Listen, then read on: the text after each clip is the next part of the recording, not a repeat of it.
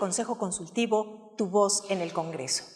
Yo soy Nadia Jiménez y tengo el honor de presidir al Consejo Consultivo Ciudadano del Canal del Congreso y desde luego el de darle a usted la bienvenida a este espacio. El día de hoy hablaremos del defensor de audiencias. ¿Qué significa esta figura? ¿Cómo se relaciona con la audiencia? De estos temas y más hablaremos con nuestros invitados el día de hoy. Bienvenidos. Quisiera comenzar por dar la bienvenida a nuestra defensora de audiencias, a la maestra Gabriela Ortiz. Ella es fue recientemente nombrada como defensora de audiencias del Canal del Congreso. Bienvenida, Gaby. Muchísimas gracias, Nadia. Gracias, Fabiola, por la invitación y es un gusto estar aquí con ustedes. Gracias. Está con nosotros también Hilda Saraí Gómez, defensora de audiencias de UAM Radio. Muchas gracias, Nadia. Un gusto, un honor estar en el Canal del Congreso. Gracias por la invitación y, por supuesto, gracias a las audiencias del Canal del Congreso. Gracias por aceptar la invitación. Y desde luego no puede faltar mi compañera consejera ciudadana, Fabiola Peña. Muchísimas gracias, Presidenta. Es un gusto estar en este espacio. Sé que nos va a rendir muchísimo fruto y muchísimas gracias a las audiencias que nos ven el día de hoy. Sin duda, así será. Y bueno, vamos a empezar, digamos, por lo básico. Y quiero comenzar contigo, Gaby. ¿Qué es la Defensoría de Audiencias y qué función tiene particularmente en el Canal del Congreso? Claro, la Defensoría de Audiencias es un espacio de diálogo entre la audiencia y el medio público. En este caso, el Canal del Congreso. Un espacio para que la audiencia específicamente pueda participar en lo que le estamos brindando como programación, en este caso desde el Canal del Congreso. Esa es la Defensoría de Audiencia. Ok. ¿El defensor de audiencias tiene algún deber con el auditorio? Sí, el deber del defensor de audiencia, en el caso del Canal del Congreso, que es la figura que yo represento, es el de recopilar todas las quejas, sugerencias, dudas, peticiones, señalamientos que nos da nuestra audiencia acerca de la programación del canal. Okay. Esa es la función, de estar en comunicación con lo que la audiencia necesita y poder transmitírselo, en este caso, al Canal del Congreso. Ok. Si me permites a mí agregar un poco, algo que es muy importante de la Defensoría de las Audiencias es que hace para los canales que son de televisión abierta que no sea solamente un discurso unilateral, sino que convierte la transmisión en un diálogo. Así la ciudadanía que nos tiene la oportunidad de escucharnos o de ver cualquier medio hace también visible su opinión y su voz es escuchada gracias a mecanismos como estos. Así que es una forma en la que también se vuelven participantes y creadores y diseñadores de lo que es la programación. Así que es uno de los ejercicios más nobles y de las acciones más fructíferas que nos ha dejado la reforma que tuvimos hace algunos años en telecomunicaciones y sobre todo que es de gran valor que la audiencia lo conozca y lo ejercite. Exacto, eso te voy a decir, estos espacios pueden servir precisamente para eso. Muchísimas gracias. Hilda, ¿cuál es el origen de la Defensoría de Audiencias? Como ya lo han mencionado mis colegas, tiene que ver con un origen absolutamente social. Tiene que ver con la toma de la palabra de las sociedades, de las comunidades que conforman a las sociedades. En términos históricos hay quienes se remontan al antiguo Japón, ¿no? Con la presencia de personas que hacían un puente entre la comunicación imperial y los súbditos.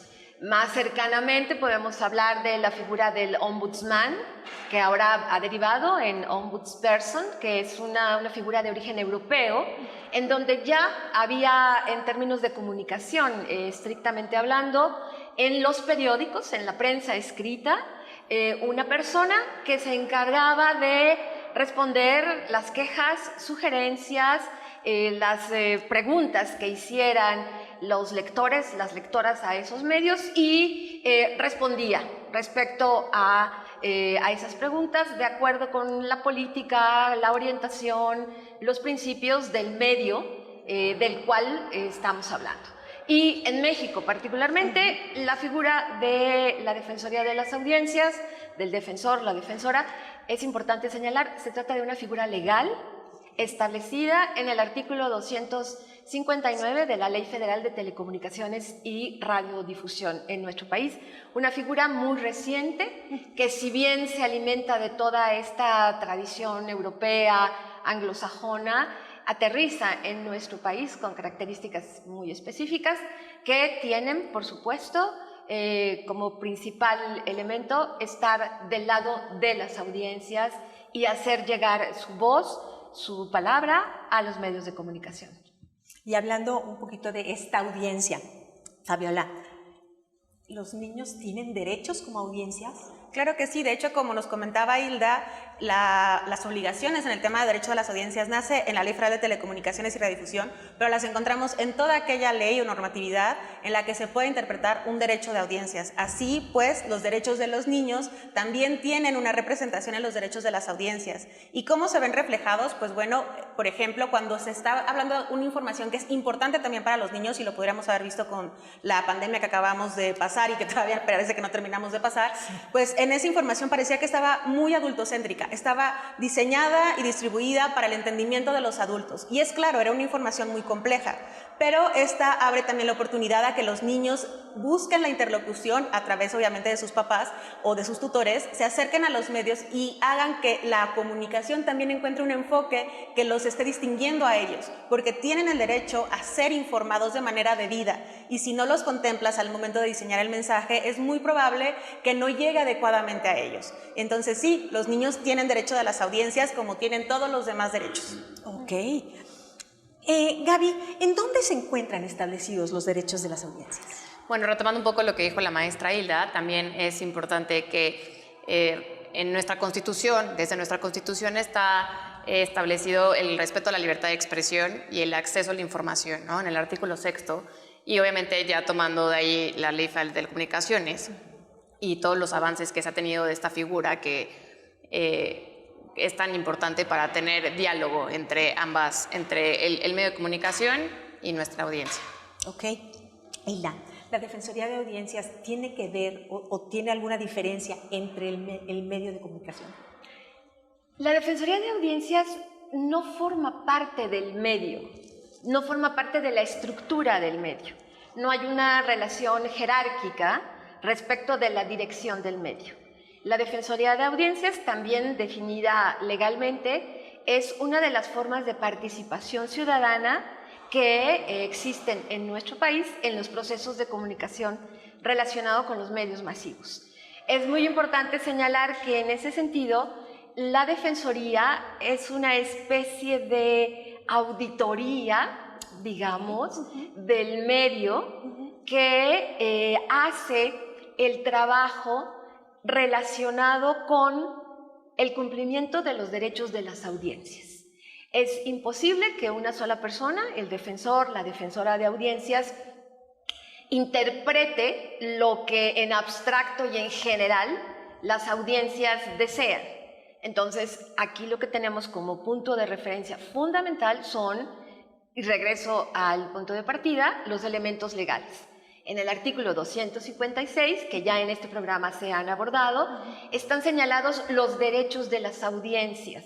Entonces, la Defensoría, cumpliendo ese papel, no responde a los intereses del medio, sino a los intereses de las audiencias en relación con esos derechos señalados legalmente. Vaya. Y Fabiola, ¿qué medios de comunicación cuentan con la figura de defensor de audiencias? Ese es un tema súper interesante y muy importante que tengamos todos como audiencia muy claros. Todos los medios de radiodifusión, entre ellos la televisión y la radio, que son transmitidos de manera abierta, tienen la obligación, de conformidad con la ley que nos comentaba la maestra Hilda, de contar con un defensor de las audiencias. Así que va a ser muy común que, por ejemplo, en medios públicos, como es el caso de nosotros, tengamos muy visibles la figura como la que ejerce Gaby, o en otros medios como los que ejerce la maestra Hilda. El tema aquí es que también en los temas comerciales, en las televisoras de carácter comercial, también tienen un defensor de las audiencias. Estos derechos no están establecidos solamente para los medios públicos, sino para todos aquellos, porque se está haciendo uso del espectro, lo que es en realidad un bien de la nación. Así que existe esta regulación, y así como pueden encontrar a Gaby, también en los medios comerciales, en los medios sociales, van a encontrar la forma de contacto para llegar a su defensor de las audiencias, y eso es súper importante, porque así ustedes ven, por ejemplo, alguna algún programa que ustedes sienten que tal vez algo está ahí extraño que pudiera estar afectando sus derechos, pueden tan solo sugerirlo, preguntarlo, acercarse al defensor y ya será la labor del defensor el que vea si es cierto o no. Pero es muy importante que todos sepamos que tenemos ese derecho y ejercerlo. ¿Está el defensor, Gaby, obligado a responder a la ciudadanía? En el caso específico, yo llego en mi caso del canal del Congreso, yo llego con unas estadísticas que a mí me sorprendieron, en el que hablaba de unas quejas que fueron desechadas. En un periodo se desecharon las quejas. Entonces, yo creo que la audiencia necesitamos darle una respuesta, necesitamos saber, porque si no, se hace nugatorio el derecho. Entonces, tiene que haber participación y para que haya participación tiene que haber una respuesta. Entonces, sí creo que estamos obligados a responderles cualquier queja, duda, sugerencia, de saber, te escuchamos, esto ya más adelante el propio procedimiento te decide si lo puedes, si lo mandas al área correspondiente y ya le das una respuesta, pero tú ya le das una resolución en el sentido en el que la Defensoría lo considera, pero claro que es importante responderle a la audiencia, sin lugar a dudas. ¿Cómo se debe presentar una reclamación, una sugerencia, una observación? ¿Cómo se presenta ante el defensor? Se tiene que presentar con los datos personales, ¿no? Se cuenta con un aviso de privacidad para tener los datos personales, pero lo más importante es que nos narren brevemente una descripción de en qué programa se nos fue el audio, sintieron que no había un contenido plural, no empezó a tiempo, no había un aviso parental, ¿no? Entonces nos describen brevemente qué es lo que pasó y se inicia todo el procedimiento para que la defensora pida a las respectivas áreas del canal qué es lo que pasó y poder darle una respuesta a la audiencia. Se necesitan esos datos y en el caso de la Defensoría del Canal es enviar un correo electrónico. Aprovecho el comercial. Entonces, defensoría.audiencia@canaldelcongreso.gov.mx. Así empieza. Muchas gracias. Hilda, ¿qué pasa con las observaciones de la audiencia cuando mandan un correo electrónico? ¿Qué pasa una vez que se presentan estas observaciones? Las defensorías no somos una autoridad legal, somos una figura ciudadana, establecemos un puente. Entonces, una vez que recibimos la queja, la sugerencia, la observación de alguna persona de la audiencia, verificamos qué fue lo que pasó en relación con el dicho de la audiencia y las grabaciones, los testimonios, la cinta testigo, indagamos con las personas involucradas en la producción de donde se localiza el incidente. Y evaluamos de nueva cuenta, de la mano de la ley, en relación con los derechos de la audiencia. Un derecho de la audiencia tiene que ver con lo que está señalado en la Ley Federal de Telecomunicaciones y Radiodifusión. Gaby mencionaba algunos derechos muy claramente, pero, por ejemplo, el gusto personal o la orientación política, ética, económica, no responde a un derecho de la audiencia como tal. A mí no me gusta este programa, quiero que lo quiten. Ese no es un derecho de la audiencia. Entonces, por eso es muy importante que la Defensoría desarrolle sus recomendaciones con base en la ley y los derechos de la audiencia. Después de que hace esta breve indagatoria, responde a la persona que envió el comentario, la queja, la sugerencia, de acuerdo con estos elementos. Y se le señala si procede o no su queja y en el caso de que procede, se hace una recomendación al canal, a la emisora, respecto a ese comentario que se llevó a cabo. Por eso señalaba yo que las defensorías no somos una autoridad. No hay una obligatoriedad estricta de parte del canal para aceptar de lleno, total y absolutamente todas las observaciones de la Defensoría, y por eso es todavía más importante el papel de la Defensoría y el respeto entre el medio y esta, porque estamos hablando de términos éticos, estamos hablando de derechos humanos y estamos hablando de responsabilidades sociales. Parece mentira, pero son posiciones sumamente importantes, porque además termina siendo este vínculo, literalmente es el eslabón entre el medio y la sociedad. Totalmente, totalmente, porque además recordemos que la función principal de los medios de comunicación en México, también en términos legales, es satisfacer las necesidades de comunicación de las audiencias, porque estamos hablando de un servicio público. Y entonces esas obligaciones de los medios están señaladas en otro artículo, el 223 para la población en general, el 226 para la programación de niñas y niños, y entonces verificamos la responsabilidad de los medios está en función de las necesidades de las audiencias. Fabiola, desde tu punto de vista, ¿tú crees que la normatividad vigente de la Defensoría de Audiencias es la adecuada? La realidad es que a mí sí me parece que ha sido un extraordinario trabajo el que se ha realizado. Claramente, como cualquier otro ejercicio, se va sumando con el conocimiento que se va adquiriendo durante el proceso. Así que cuando empezamos, al momento en el que nos encontramos, tenemos nuevos conocimientos, nuevas formas de verlo, cómo hacerlo de manera más efectiva.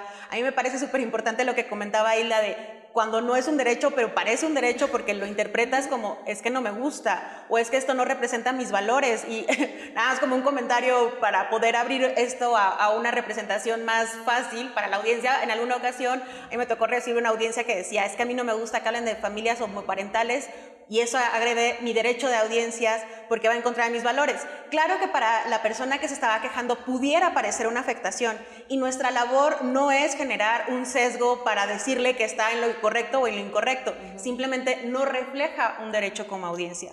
Y es muy amplio y muy diverso cómo se hicieron todos nuestros derechos y me parece que han quedado estupendamente contemplados dentro de la ley y como toda ley que es casi perfecta, lo que hace falta es de ejecución. Y para empezar una ejecución efectiva es necesario que nosotros como ciudadanos conozcamos y ejerzamos nuestros derechos. La única forma de que una ley sepamos si es buena o es mala es ejerciéndolas. Y algo que decía alguien, la abogada Clara Luz Álvarez, que es una gran referente también en este tema, que decía, derecho que no es conocido no es ejercido, y es claro, si no es ejercido no existe, su valor es cero. Y eso me parece muy importante. Si es efectiva, me parece que sí, es materia de perfección, como todo es claramente una obra en construcción. Pero me parece que ahorita lo más importante es que se conozcan figuras como las que ejerce Gaby, como las que ejerce Hilda, y sobre todo que conozcamos nuestros derechos. Es más satisfactorio encontrar una pregunta o una sugerencia que pudiera estar incorrecta que el no tener ninguna. Desde luego, desde luego. Gaby, ¿cómo se puede obtener información sobre la Defensoría de Audiencias? Si nos repites también los medios para podernos acercar a nuestro defensor. Sí, claro que sí. De hecho, en la propia ley está establecido que tienen que darnos tiempo al aire a los defensores o defensoras de audiencia para poder informar, también dar nuestro informe de actividades a través de este medio, porque nos rendimos a la audiencia, ¿no? En el caso de la Defensoría de Audiencias, está en el correo que lo puedo repetir, es defensoría.audiencia@canaldelcongreso.mx. Nuestras oficinas también están en la Cámara de Diputados, específicamente en el edificio F, planta baja.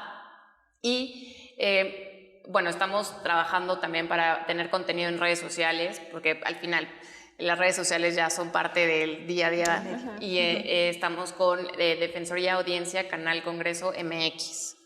Muchas gracias. Perfecto. Sí. Hilda, ¿cuál consideras que es el principal reto al que se enfrentan los defensores de audiencias o la Defensoría de Audiencias? Creo que uno de los retos más importantes tiene que ver con una de las actividades de la Defensoría, que es la difusión justamente de los derechos de las audiencias, no solamente entre las audiencias, sino entre los profesionales, entre las profesionales de los medios o entre las comunidades que tienen a su cargo medios de comunicación, como en el caso de los medios de uso social.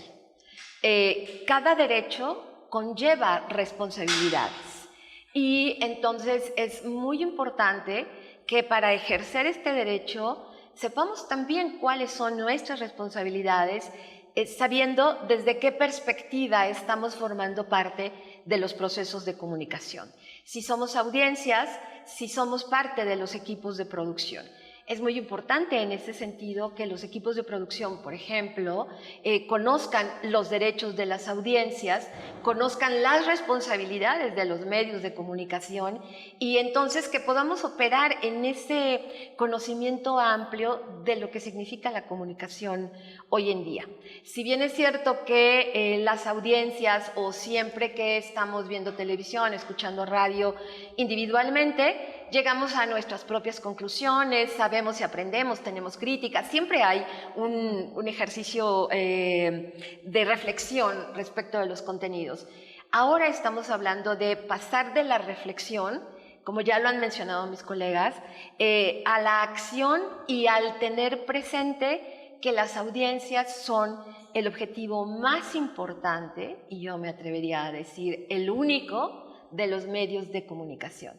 Porque ese es precisamente el motivo de su existencia, dar un servicio a sus audiencias, seas un medio de uso comercial, de uso público, universitario, indigenista, comunitario, de uso social, el que sea, te debes a tus audiencias.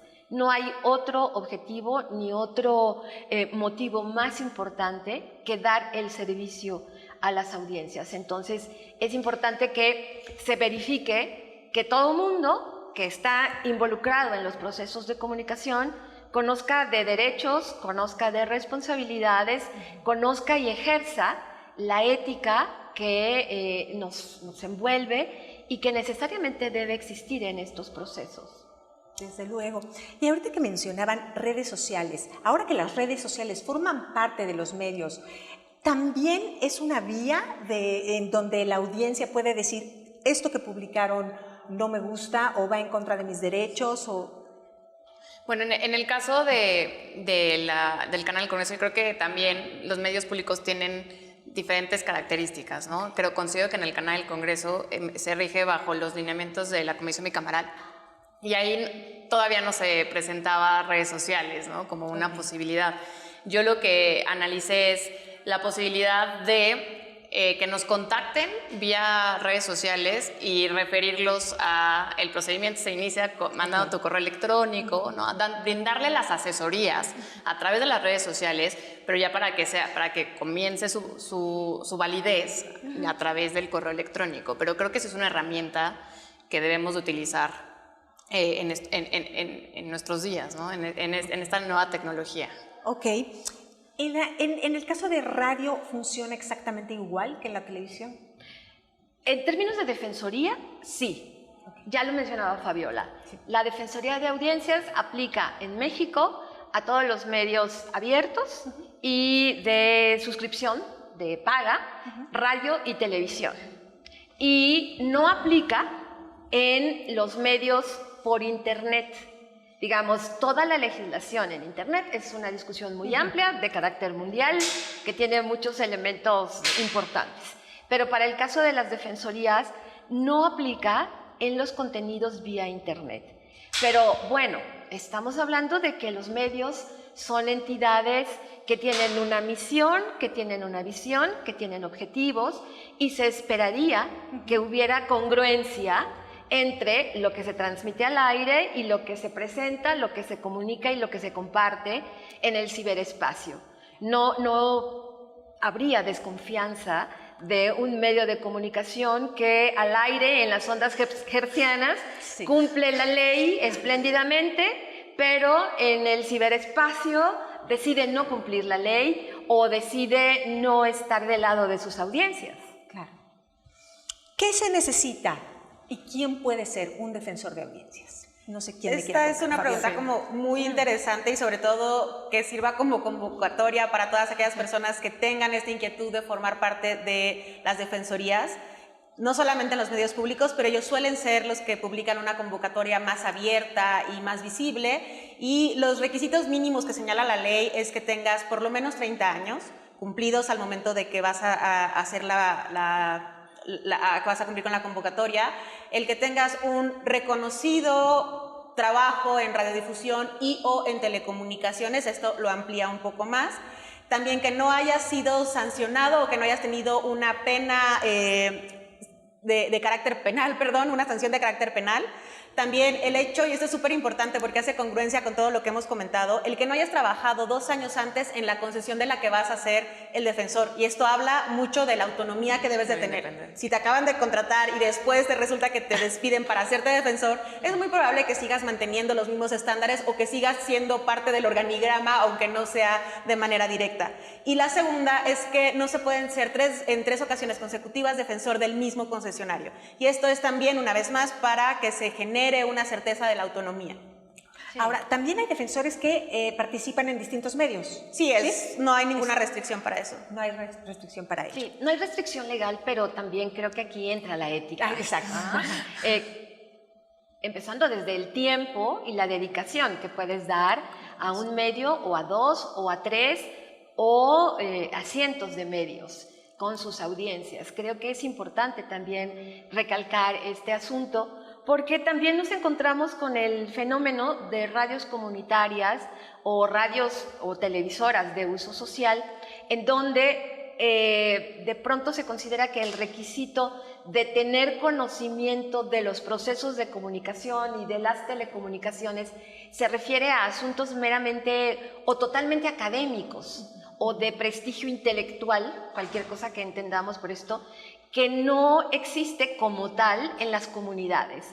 Entonces ahí este requisito no es que se incumpla, pero no tendría que ver solamente con alguien que académicamente se haya formado como defensor o como defensora. En las comunidades en donde hay radios, que es el medio más extendido, puede ser una persona que forme parte de la comunidad, pero que haya trabajado en beneficio de la comunidad en términos de comunicación, que haya sido la persona que haya llevado adelante el proceso de obtener la concesión, etc. Esa sería al interior de esa comunidad una persona que podría ejercer como defensor, defensora. Claro. Y también algo importante es que este conocimiento, como no está tan delimitado, como lo decía Hilda, pues podría ser alguien que estuviera con un conocimiento muy técnico. Yo creo que también depende mucho de la vocación del medio, el saber que claramente es alguien que necesita conocer de derecho. Aunque tenga todo el conocimiento en temas técnicos de radiodifusión, la realidad es de que la función está, como ya lo vimos, enfocada casi a derechos humanos. O sea, de hecho, son derechos humanos con una nueva etiqueta, pero realmente son derechos humanos. Así que sí, para las personas que están en esta obligación, recordarles que tiene un objetivo muy específico para que cuando elijan los perfiles sepan exactamente qué es lo que deberían de estar buscando al momento de colocar un defensor en su medio. Gaby, ¿con qué retos te has encontrado en el canal del Congreso? Yo creo que el primer reto es que presentarte y decir, ¿y eso qué es? O sea, ¿y qué es el derecho a las audiencias? Y justo lo que decían, en los propios profesionistas, ¿no? Abogados, así. Y entonces, justo mi plan está enfocado a dar a conocer más este derecho para que lo puedan ejercer más, para que así el propio trabajo sea mucho más dinámico, o sea, mucho más participativo. Y sí, para decirlo como más coloquial, y eso cómo se come, ¿no? O sea, el derecho a la ciencia, y eso cómo se come. Entonces, necesitamos que la gente sepa que existe este derecho y que lo sepan ejercer, ¿no? Ese es el principal reto y la principal meta que tengo ahora como defensora de la audiencia de este canal. Que seguro, y además acompañada del Consejo Ciudadano, será un éxito. Muchas gracias. No sé si quieran ahondar, tengan algún tema de conclusión. A mí me gustaría apuntar, Nadia, compañeras, que la relación entre los medios y la ciudadanía hoy en día exige una reflexión contemporánea. Es decir, pensar a los medios de comunicación en general no como estas entidades alejadas, pero absolutamente presentes con sus contenidos de la vida cotidiana de las audiencias. En lo contemporáneo, las audiencias tienen el derecho de intervenir con sus comentarios, con sus sugerencias y haciendo valer sus derechos en los contenidos que se producen. Y al mismo tiempo, los medios tienen la responsabilidad, no solamente ética, sino legal, de pensar en sus audiencias. Y de pronto, como profesional de los medios, también nos puede surgir la la duda. Bueno, pero es que si en 20, 30 años siempre pensamos en nuestras audiencias, por supuesto, si les gustará o no el programa. Y en el caso de los medios de uso comercial, si esto tendrá impacto comercial, ciertamente, si el negocio, la figura de negocio se va a seguir sosteniendo. Es eso más todos los elementos que dan protagonismo a la sociedad hoy en día. Y considerando además que los contenidos están entrando a los hogares, los contenidos tienen también un elemento fundamental en los imaginarios, en las formas en cómo percibimos la realidad, en cómo nos relacionamos, y entonces ahí las audiencias tienen mucho que decir, tienen mucho que hablar, tienen mucho que aprender también, y tienen mucho que responsabilizarse de los contenidos que están recibiendo. Porque además, bueno, también son formadores de criterios. Por supuesto, por supuesto, por supuesto. Entonces, es una responsabilidad también individual.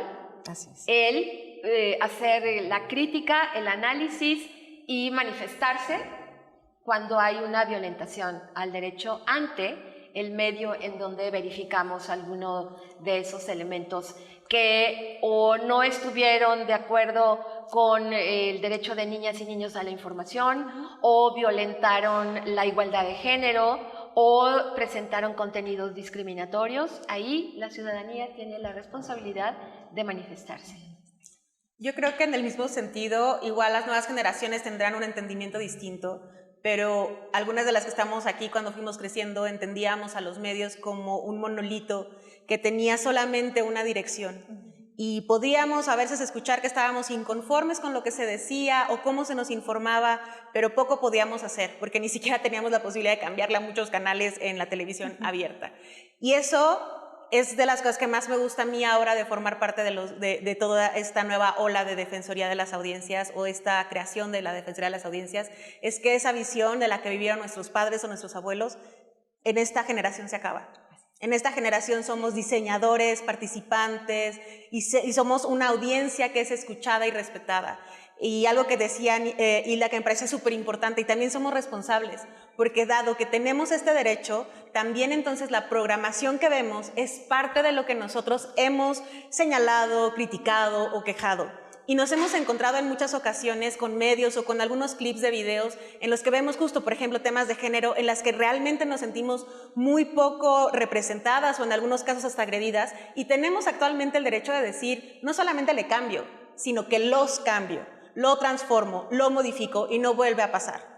Es cierto, no se tienen como defensores de las audiencias la característica de una autoridad, pero sí como audiencia tienes la posibilidad de ser escuchado y de decir, si le estoy cambiando es por esto, para que tengas la conciencia clara de que no me estoy yendo porque hay un tema comercial o de un mejor programa, me estoy yendo porque esta situación específica no me representa, no es, más allá de eso, es contraria a mis derechos. Y creo que esa es una de las principales aportaciones que vamos a tener, y que al momento de que estas generaciones están haciendo la Defensoría de las Audiencias, van a transformar cómo se entendía históricamente el concepto de medios de comunicación, más allá de que adicional estemos innovando en internet o en otras materias, el mismo medio con el que vivieron nuestros abuelos y nuestros padres el día de hoy ya no es tan monolítico, tan único, tan unilateral como lo fue en su época. Claro. Aquello que se decía en algún momento, décadas atrás, y hay medios que todavía lo enuncian, de si no le gusta, cámbiele, eso ya no opera, no. En absoluto. En absoluto. Su derecho es cambiar de canal o cambiar de estación. Y ya no es en absoluto. No es ese el derecho. Mis derechos son los que están señalados en el 256 y los que marcan todas las responsabilidades éticas, legales de los medios y de contenido para con todas las audiencias. Mi mensaje es clarísimo para las audiencias. Gaby.